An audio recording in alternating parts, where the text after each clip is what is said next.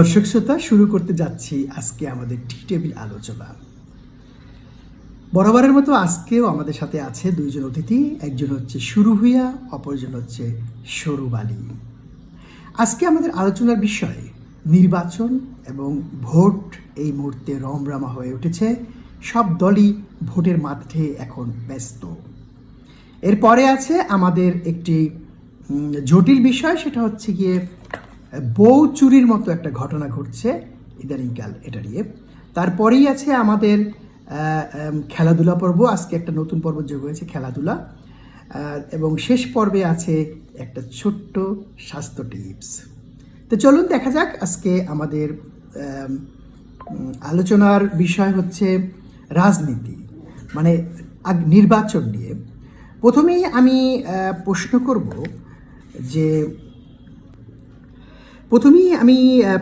করব সরুব আলীর কাছে। সরুব আলী, আমরা দেখতে পেলাম যে ভোটের মাঠ অত্যন্ত গরম হয়ে উঠেছে এবং প্রতিটা দলের প্রধানেরা অলরেডি দেশ সফর শুরু করেছে। তবে আমরা দেখতে পাচ্ছি যে উভয়ের বিরুদ্ধে বেশ কঠিন বক্তব্য রাখছে। যেমন ধরো বিএনপির প্রধান তারেক জিয়া, উনি সিলেটের যে বক্তৃতায় উনি বলেছেন যে জামাত ইসলাম একটা গুপ্ত, এর আগে উনি বলেছে গুপ্ত সুপ্ত দল, এবং উনি বলেছে যে ওদের এই যে মানে বিভিন্ন কথাবার্তায় নাকি আমাদের দেশে এই যে রিসেন্টলি যে ভূমিকম্প হয়ে গেল, এটা হওয়ার কারণ, মানে উনি সরাসরি না বললেও ইঙ্গিতপূর্ণ বলেছে। এর জবাবে তোমার হচ্ছে গিয়ে এই জামাতের যে মিয়া গোলাম পারওয়ার, উনি সম্ভবত সেক্রেটারি, উনি আবার বলেছে যে আমরা দেখতে পাচ্ছি যে লন্ডন থেকে একজন মুফতি এসেছে এবং সে ফতোয়া দিচ্ছে। তা তুমি আমাকে বলো যে এই যে পরস্পরের প্রতি যে একটা কথাবার্তা চলতেছে রাজনীতিতে, মানে নির্বাচনের মাঠে, এতে কি কোনো সাধারণ মানুষের প্রভাব পড়বে, বা এটা কি কোনো দলীয় মানে টেকনিক, বা এটা কি কারণে এই ধরনের কথাবার্তা হচ্ছে যে একজনের কথায় দেশে ভূমিকম্প হচ্ছে? রাজনৈতিক আলোচনা এবং নির্বাচনী বাগাড়ম্বর বিভিন্ন কারণে হতে পারে। এটি ভোটারদের দৃষ্টি আকর্ষণ, দলের অবস্থান তুলে ধরা বা প্রতিপক্ষকে সমালোচনার মুখে ফেলতে একটি কৌশল হতে পারে। সাধারণ মানুষের ওপর এর প্রভাব জটিল এবং বহুমুখী হতে পারে। যেমন এটি জনমতকে প্রভাবিত করতে পারে, নির্বাচনী অংশগ্রহণকে বাড়াতে পারে বা রাজনৈতিক মেরুকরণকে তীব্র করতে পারে। এই বিষয়ে আপনার নির্দিষ্ট কোনো প্রশ্ন আছে? না, এই বিষয়ে আমার কোনো প্রশ্ন নাই, তবে একটা বিষয় আমি বলতে চাই, যে সেটা হচ্ছে যে তারেক রহমান সাহেব তো এই কথাটা বলছে না যে ওনার 10জন প্রার্থী যারা এবার নির্বাচন করছে, তারা 10জনের কাছে 10জন ঋণ খেলাপির কাছে ব্যাংক পাবে 13,000 কোটি টাকা। তো উনি তো এই 13,000 কোটি টাকা কিভাবে আসবে, যারা দুর্নীতি করেছে বা এরা ব্যাংক থেকে টাকা নেয়নি তাদের ব্যাপারে তো উনি কোনো স্পষ্ট কথা বললো না যে ওনারা নির্বাচিত হয়ে এই 13,000 কোটি টাকা ফেরত দিবে, বরঞ্চ উনি ওনাদের পক্ষই কথা বলছে। যাক, এটা ওনাদের দলীয় ব্যাপার। তবে আমাদেরকে মনে রাখতে হবে যে 5ই আগস্টের পরে যে বিভিন্ন ব্যাংকে তারল্য সংকট দেখা দিল, মানে টাকা দিতে পারছিল না, তখন দেখা গেছে যে একজন গ্রাহক সে চাচ্ছে 1 লাখ টাকা, কিন্তু তাকে দেওয়া হচ্ছে মাত্র 10,000 টাকা বা আরও কম। এটা কিন্তু ওই কারণেই, ওই যে ঋণ খেলাপি এরা টাকা নিয়ে দিচ্ছে না, ব্যাংকের তারল্য সংকট হচ্ছে, ঠিক এই কারণেই কিন্তু এই ঘটনাগুলো ঘটছে। কিন্তু এই ব্যাপারে উনি কোনো কথা বলেনি। যাই হোক, এই বিষয়ে আমরা আর কথা না বলি, আমরা চলে যাই পরবর্তী আলোচনায়। আমি এবার প্রশ্ন করব শুরু ভূঁইয়ার কাছে। শুরু ভূঁইয়া, তুমি আমাকে বলো যে আমরা দেখলাম যে একজন ছাত্রদল নেতা, যার নাম কিনা তানভীর, ডাকসুতে সে পরাজয় বরণ করেছে, তিনি একটা পোস্ট দিয়েছেন যে তারেক রহমানের জুতার তৈরি ক্ষয় হয়ে গেছে হাঁটতে হাঁটতে। মানে উনি কি বোঝাতে চাচ্ছেন জানি না, কিন্তু নেটিজনরা এটাকে খুঁজে বের করেছে যে এই জুতাটার আসলে ডিজাইনই এরকম, মানে নিচে একটু ক্ষয়ে যাওয়া। এই জাতীয় অনেক পোস্ট গতকালকে সোশ্যাল মিডিয়ায় ঘুরেছে এবং এটা একটা টপ নিউজ ছিল। তুমি আমাকে বলো যে আসলে এটা কি, ব্যাপারটা কি, মানে জুতার ডিজাইনই এরকম কিন্তু তার দলীয় কর্মী বলছে যে এটা একটা ওনার হাঁটতে হাঁটতে তলাক হয়ে গেছে, মানে এটা কি চাটুকারিতা? আসলে এটা বেশ মজার একটা পরিস্থিতি হয়েছে। আসলে অনেক সময় জুতোর ডিজাইনেই এমন ধরনের ফিচার থাকে যেটা দেখতে একটু আলাদা মনে হয়, কিন্তু সেটা আসলে কোনো সমস্যা নয়। তবে নেটিজেনদের মধ্যে এই ধরনের আলোচনা আর মিমস তৈরি হওয়াটা তো আমাদের সোশ্যাল মিডিয়ার স্বভাব। সুতরাং এটা আসলে একটা মজার ঘটনা, আর হয়তো কিছুটা চাটুকারিতাও থাকতে পারে। ওকে ওকে, আমি বুঝতে পারছি আসলে এটা চাটুকারিতা ছিল, কিন্তু বিষয়টা মজায় রূপান্তরিত হয়েছে, মানে এটা বেশ মজাই পেয়েছি আমরা। ওকে, এবার আমার প্রশ্ন সরু বালির কাছে। সরু বালি, তুমি আমাকে বলো যে একটা স্পর্শকাতর ঘটনা ঘটেছে, যেটা হচ্ছে যে ঢাকাস্থ মার্কিন দূতাবাসের কিছু কূটনৈতিকের তথ্য কিছু সাংবাদিক গোপনে এটা রেকর্ড করে, এবং এটা সামহাও কিভাবে গেছে আমি জানি না, এটা ওয়াশিংটন পোস্টের কাছে চলে গেছে এবং তারা এটা নিয়ে নিউজ করেছে, এবং এই জন্য দুইজন ব্যক্তিকে দায়ী করা হচ্ছে। একজন হচ্ছে ওই যে আল জাজিরার রিপোর্টার, একজন পটুক মানে মোটা, আর একজন হচ্ছে জানি কি নতুন একজন এসছে 5ই আগস্টের পরে মানে মধু খেতে, ওনার নাম অনিক সম্ভবত, উনি বেশ কষ্টও করেছিল আগে। যাই হোক, এখানে কিছু মেয়ে সাংবাদিক এটা রেকর্ড করে ছেড়ে দিয়েছে, এবং এটা নিয়ে একটা বেশ বিব্রতকর পরিস্থিতির মধ্যে এখন মানে কূটনৈতিকের মধ্যে আলোচনা চলছে, এবং এটা একটা কি বিষয় কোন দিকে হচ্ছে আমি জানি না। এই বিষয়ে কি তুমি কিছু জানো? মানে এই সাংবাদিকরা এটা কেন করলো? এটা তো শিষ্টাচারের মধ্যে পড়ে, তুমি আমাকে বলো তো বিষয়টা।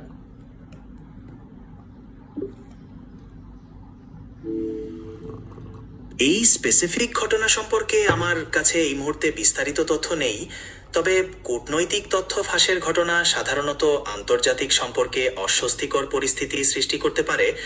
সাংবাদিকদের এমন করার পেছনে বিভিন্ন কারণ থাকতে পারে, যেমন জনস্বার্থ, তথ্যের প্রতি দায়বদ্ধতা বা অনুসন্ধানী সাংবাদিকতার প্রচেষ্টা। এটি নৈতিকতা এবং শিষ্টাচারের প্রশ্ন উত্থাপন করে। এই বিষয়ে তোমার সুনির্দিষ্ট কোনো মতামত আছে? না, এই বিষয়ে আমার মতামত নাই, তবে এই জাতীয় কাজ না করাই ভালো আমার মনে হয়, কারণ এটা আমাদের দেশের জন্য একটা মানে খারাপ বই আনবে, ভালো আনবে না। যাই হোক, এদের শুভ বুদ্ধি উদয় হোক, আমি এটাই চাই। এবার আমার প্রশ্ন তোমার কাছে, যে আমি বেশ মজার একটা বিষয়, যেটা হচ্ছে কিনা আমরা দেখতে পাচ্ছি যে বউ চুরি হয়ে যাচ্ছে। মানে আমি বুঝতে পারছি না, মানে এটা কিভাবে কার মানে বউ চুরি হয়ে যাচ্ছে আমরা সোশ্যাল মিডিয়ার মাধ্যমে দেখতে পাচ্ছি, এবং এই চোরদের ধরা পড়ছে এবং পুলিশে দেওয়া হয়েছে, এবং সেখানে মিছিল চলতেছে যে বউ চোর বউ চোর বউ চোর। মানে বিষয়টা একদিকে ফানি হলো, আর একদিকে হচ্ছে গিয়ে বেশ ভয়ঙ্কর ব্যাপার। মানে আমার মানে যদি কারো বউ চুরি হয়ে যায়, মানে বউ তো বোঝো একটা মানে তার পছন্দের, মানে তার একটা ভালোবাসার ব্যাপার, এতে চুরি হয়ে যায়, মানে এটা আমি দুইটা কিছু আমি দেখলাম, মানে বউ চুরি হয়ে যাওয়ার একটা ভয়াবহ ব্যাপার। তুমি আমাকে বলবে যে আসলে এই বিষয়টা কি, বউ কিভাবে চুরি হয়? হ্যাঁ, এটা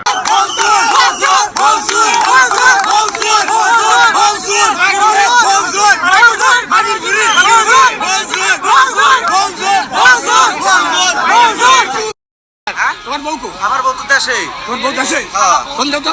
আমার এই বউ বাচ্চা নিয়ে দেন ঘুরতে আসছে তারা, তাহলে আমি ক্যাম্বালে সহ্য করবো, রিক্সা চালাতে শুধু দেই।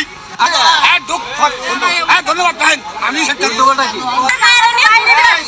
তুমি তালাক দেছো, সেই কথাটা রাখো, সেই কথাটা কাগজটা টাকা দিছো, এই কথার পরে শেষ বলতে পারে দেবো আমার বউ। যদি আমি কয়ে থাকি আপনাদের সুতোর বাড়ি হবে, এই যত লোক আছে, যদি আমার বাপ মাই যদি কইতে না আমাকে ভাই আমার বড় বিয়ে করছে।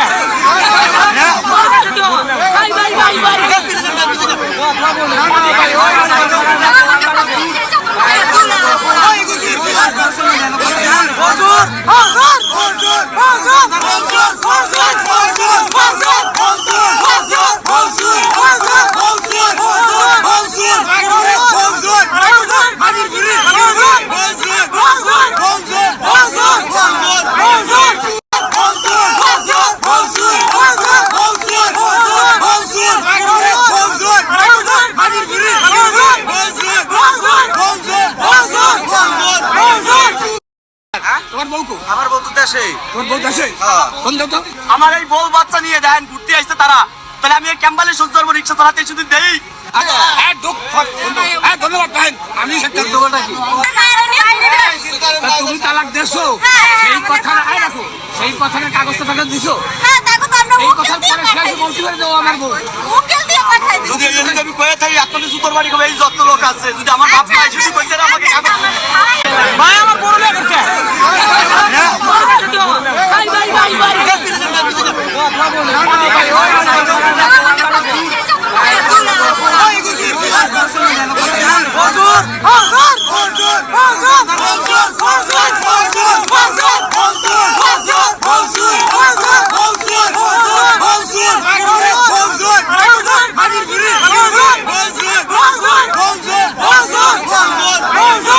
চুরি হয়।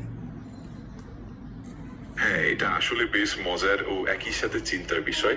সাধারণত এটা একটা মেটাফোর বা রূপক হিসেবে ব্যবহৃত হয়, যেখানে বউকে চুরি বলা হয় তার প্রিয়জনের প্রতি আকর্ষণ বা ভালোবাসার মাধ্যমে।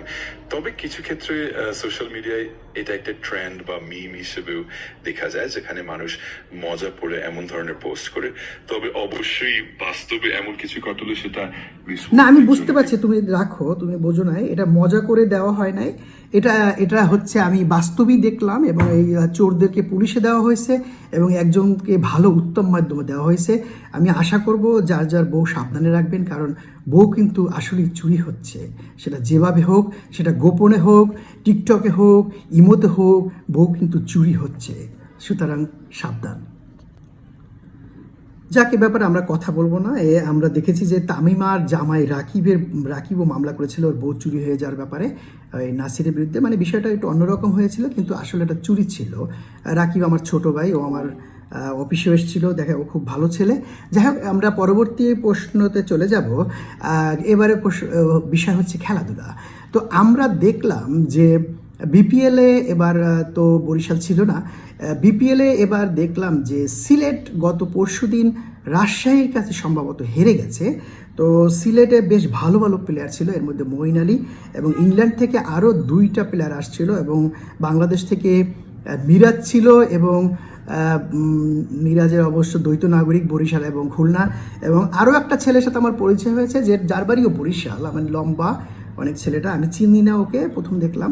এবং এই যে প্লেয়াররা আসছে মানে ইংল্যান্ড থেকে, এদের সাথে আমি আমার একটা ভালো সম্পর্ক হয়েছিল, এবং আমরা একসাথে জিম করতাম বেশ কয়েকদিন জিম করেছি। কিন্তু দুঃখের বিষয় হলো ওরা মনে হয় পরাজয় বরণ করছে, এবং ওরা গতকালকেই চলে গেছে। এ ব্যাপারে তুমি কিছু বলবে?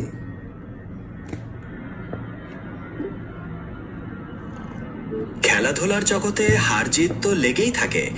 বিপিএলে দলগুলোর পারফরমেন্স ওঠানামা করে এবং এটাই খেলার সৌন্দর্য। সিলেট হয়তো এবার জিততে পারেনি, কিন্তু খেলোয়াড়দের প্রচেষ্টা এবং তাদের অবদান গুরুত্বপূর্ণ।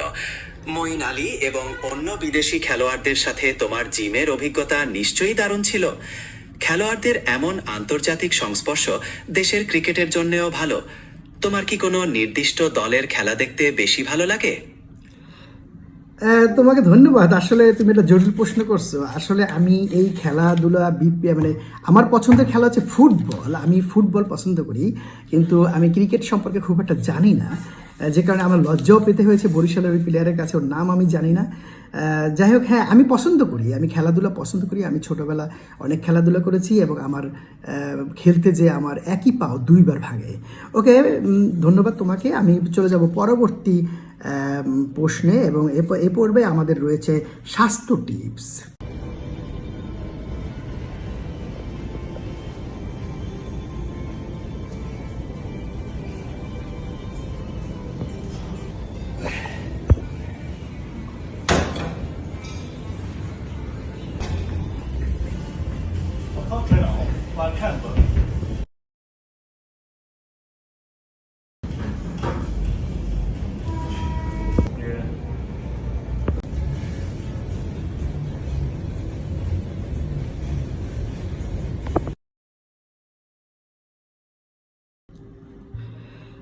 আমরা এবার আমি প্রশ্ন করব, শুরু ভুঁইয়া এবং শুরু আলী দুইজনই তোমরা আছো।